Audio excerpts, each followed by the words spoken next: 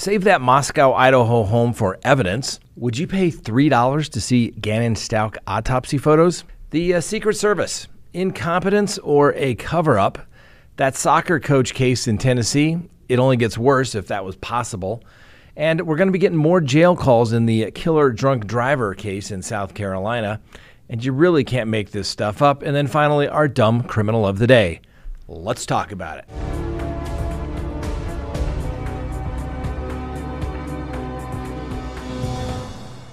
Good day, everyone. My name is Scott Reich, and this is Crime Talk. Thanks for joining us. You know the drill. Subscribe if you haven't, like if you do, leave me a comment, hit that bell, and make sure that you always listen to us on any of your favorite podcasting apps. All right, let's go ahead and open the record for July 13th, 2023, and talk about the first matter on the docket. Yes, that's right, the Bryan Kohberger case. Demolition of the home where the 4 University of Idaho students were murdered last year has been suspended while the murder suspect Bryan Kohberger trial continues. The college announced Wednesday that the 3-story home on King Road in Moscow, Idaho will remain intact until at least October as the local population continues to grieve the 20 and 21-year-old students found dead on November 13th of last year. Now, the university said, on the one hand, some people want it taken down. It is a constant reminder of the heinous acts that went on inside, according to the university president. And on the other hand, it elicits strong response from those working through grief and who fear its destruction could impact the court case. So the house, which is now owned by the university, has obviously remained vacant and will continue to do so. Anyway, Bryan Kohberger obviously has been charged with breaking into the home just a few feet away from the campus and fatally stabbing Zaina Kernodle, Ethan Chapin, Maddie Mogan, and Kaylee Gonsalve. Now, the home may be needed for trial, either for some sort of evidentiary purpose or for a potential juror visit. Probably very unlikely.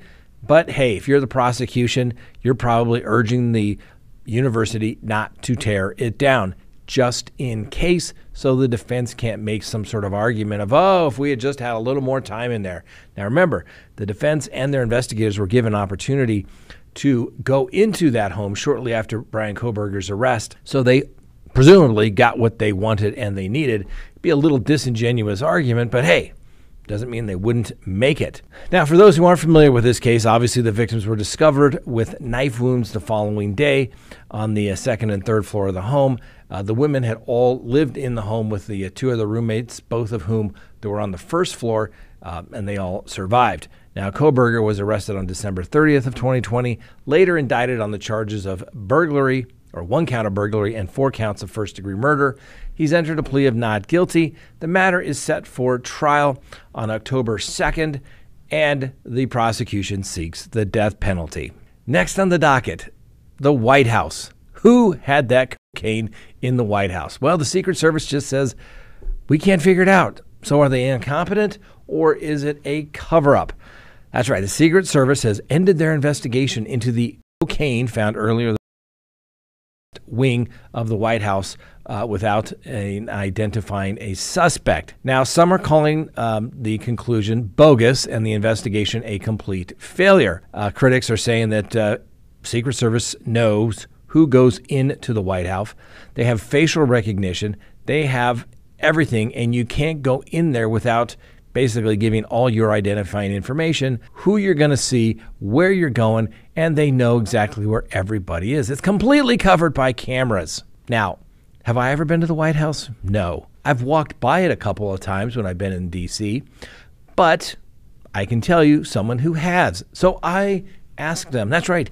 The lovely Miss Kristen has actually been to the White House. I asked her, was it easy to get in there? Were you able to stroll into the White House? Were you able to mill about smartly wherever you wanted to go? Not surprisingly, the answer was no.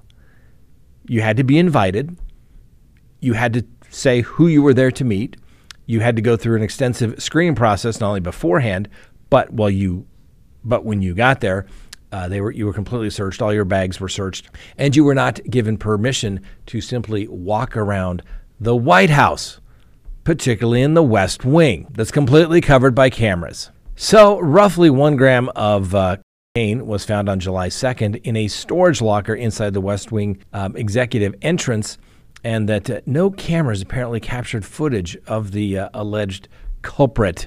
The cocaine was found in the 15th of the 182 lockers, with the key missing. So I wonder who has that key. Investigators have also stated that they could not determine exactly when the cocaine was left in the locker due to this lack of footage. Shucks. Do you think it's somehow going to appear like 8 months, 2 years down the road? Oh, we found the lost footage, and we get to see who exactly put the cocaine in there. Now, the lockers are located by the basement entrance to the West Wing on one floor below the Oval Office and steps from the Situation Room.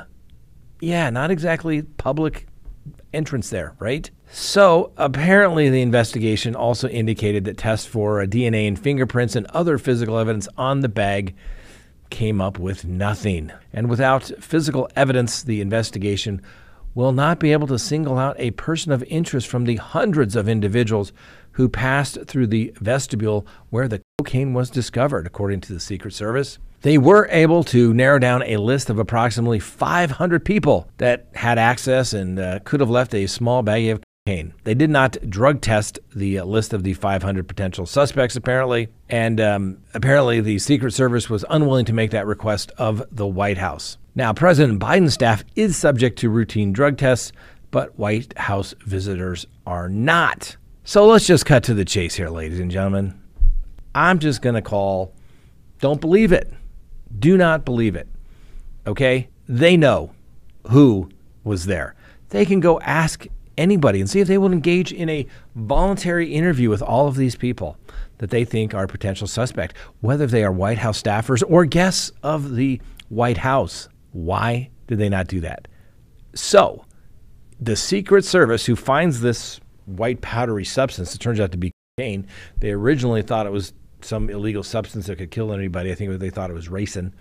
And it turned out not to be. Do you think that this would even have been reported if it was not originally reported that they thought it was a ricin type substance?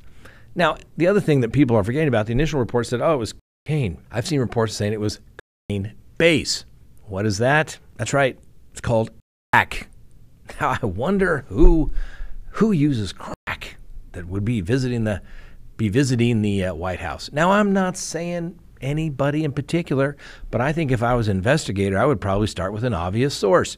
Hey, do we know anybody that's come into the White House that possibly has addiction or is in recovery for that, that's maybe under a lot of stress these days?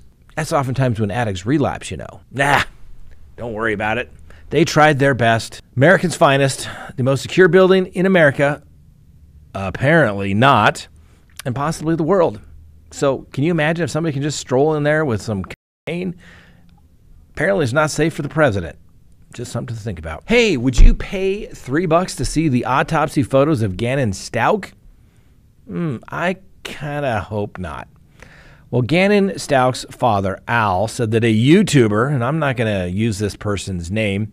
Well, anyway, Gannon's father said that this YouTuber was dishonoring his late son. Now, the YouTuber had filed a FOIA request for the autopsy photos, which were graphic, and they weren't shown to the public during the trial of Gannon's stepmother, Letitia Stauch. And it was obviously alleged that in January 2020, Letitia Stauch stabbed Gannon 18 times, hit him over the head, and shot him in their home in Colorado Springs. I have mixed emotions about this, okay? I'm a firm believer that the public should have access to all this information. I think those photos should have been shown at the trial for the public to see. And not because I think that people need to be subjected to that. If you don't want to watch it, don't watch it. But I think that if people saw the depravity and the heinous things that other people can do, sometimes I think they'd come out of their little bubbles and say, oh my God, it's a scary place out there in the world.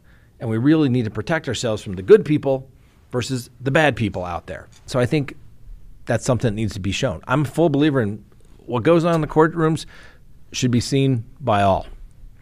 Now, on the other hand, there is a thing called common decency. And if somebody wanted to put Gannon Stauch autopsy photos up on a website, I think they can. It's maybe lacking in a little bit of taste, but let's face it, some people will do that. The part that really bugs me is selling them for $3 a piece. Really? Wow. I just think that's, well, not very classy at all. But hey, there's a lot of people in the true crime arena these days. It seems like a lot of everybody doing whatever they can to make a name for themselves. Yes, I enjoy this. This is fun, but it's not how I make my living. And I like to think that we keep it classy around here. It's kind of a credibility thing. Anyway, let's talk about that Tennessee soccer coach. It's only getting worse if you even thought that was possible. So Camilo Hurtado Campos, the 63-year-old soccer coach in Tennessee that was arrested last week after he left his unlocked cell phone at a restaurant, and then a staff member found it, and they opened it up to try to identify whose phone it was, and then they found a bunch of videos in which the Mr. Campos was allegedly recording himself training and sexually assaulting at least 10 boys under the age of 10. Like I said, the investigation began when this local restaurant was trying to find out who owned the cell phone, and it turned out to be Mr. Campos. Needless to say, the restaurant did the right thing, and they turned the phone over to the police. The police also found, after obtaining warrants, were dozens of unconscionable videos and pictures of children. That's the word that the police used, children. Detectives initially found hundreds of disturbing videos and pictures, and many of the videos depicted Mr. Campos himself sexually assaulting unconscious boys that appear to be between the ages of 9 and 17 years old. Now, the police, when discussing this, said that the appalling sexual abuse allegations against Mr. Campos, well, guess what he did? He used his position of trust as a soccer coach to recruit and groom these young kids from local playgrounds, typically Hispanic children from poor backgrounds. He would then invite them to his home, where he allegedly drugged and assaulted them. The assault usually took place with a variety of different drugs that he was using, but they were potent and powerful enough in a combination of such that he was given them, that it rendered them basically dangerously comatose. The kids were described as basically like rag dolls in the videos. Police were able to identify a third victim from the phone. An additional 5 victims have also come forward now. The police stated that they are nowhere near the close of the end of this investigation. In fact, they believe that it is just the tip of the iceberg. Now, Mr. Campos, who has lived in Tennessee for some 20 years, admitted that he is in the United States illegally, but he was described by many in the community as a popular soccer coach. That's right. Popular soccer coach. Now, ladies and gentlemen, I know, you're probably getting tired of hearing this, but what have I said? Be so careful with the people that are around your children. Evil exists out there. I'm telling you, as a criminal defense attorney, I have seen it. And I have been able to determine over the course of 28 years of doing this work, there's a certain pattern that develops. And what is that pattern? Usually children are going to be more likely assaulted by somebody that they know in a position of trust, and somebody that the parent or parents thought was basically being that good guy, helping somebody out. Be cautious, ladies and gentlemen. Be cautious. Know who is with your kids. Check them out. Please go to crimetalksearch.com, sign up for a background subscription service. You'll be happy you did. If there's anyone out there you were ever curious about what was in their background, now is the time to do it. If you're going to get involved with somebody, now is the time to do it. When you go to crimetalksearch.com, you put in the name, literally millions of public records are searched, and a report is generated. And it's going to give you a report. If they have multiple social media accounts, you're going to find it. If they have multiple phone numbers, multiple email addresses, it's going to be found. And more importantly, you're going to get information regarding criminal history. Hopefully the person you're searching has none whatsoever. But if it's there, it's going to be found. you're going to get everything you'd want to know. Whether you're going into business or whether you're going into a personal relationship, you're going to be able to find out the information you want to know. So go to crimetalksearch.com, sign up today. You'll be happy you did. Next on the docket, we're going to get some more phone calls from that killer drunk driver. The Charleston County Sheriff's Office has apparently, according to a judge, violated South Carolina's open record law by withholding recorded phone conversations of inmate Jamie Lee Komorski, who is accused of drunkenly crashing into a newlywed couple hours after their wedding. Now, the retired Supreme Court Justice Jean Hofer ruled on Monday that the Sheriff's Office should provide media with the calls made by Komorski from the county jail once she signs the order. The order could take apparently a couple of weeks, but has the potential to establish the precedent that personal phone calls of inmates, mostly awaiting trial and presumed innocent, are considered public records. Under the Freedom of Information Act, these recordings are, in my mind, clearly public recordings. Now, if you don't recall this case, newlywed Samantha Sam Hutchins was pronounced dead shortly after 10 p.m. in April after Komorski plowed into Samantha and her husband, Eric Hutchinson's car during a fatal crash on Folly Beach. The couple had just gotten married and were leaving their wedding reception when the crash occurred. According to the arrest affidavit, Komorski became uncooperative with the police and claimed that she was not drunk and had a beer and one shot of tequila about an hour before the crash. Now, the responding officer, however, noted that Komorski had trouble standing and smelled of an unknown odor of an alcoholic beverage. Police arrested her and subsequently obtained a blood test, which indicated that her blood alcohol level was 4 times over the legal limit there in South Carolina. Now, initial reports also indicated that the couple was on a golf cart when the incident happened. However, she was in an LSV, which is apparently similar to a golf cart, but legal to drive on the roads. Well, anyway, after Ms. Komorski's arrest, recordings of jail conversations with friends and family were obtained, and it indicated that Komorski complained that her whole life is going to be over and insisted the deadly crash was a freak accident. Obviously. All right, this is a lesson learned. We have said this all the time. It is always a defendant's own words that get them. And I tell clients every day, I meet them, I say, you're in custody. Don't talk on the phone about what your case is about. Anything you say can and will be used against you. It's that simple. Does anybody ever listen to their attorney? Most of the time, no, because they know better and they must tell somebody about their case. And I understand when you're in custody and you call home, it's hard not to give an update about the case, and they always do.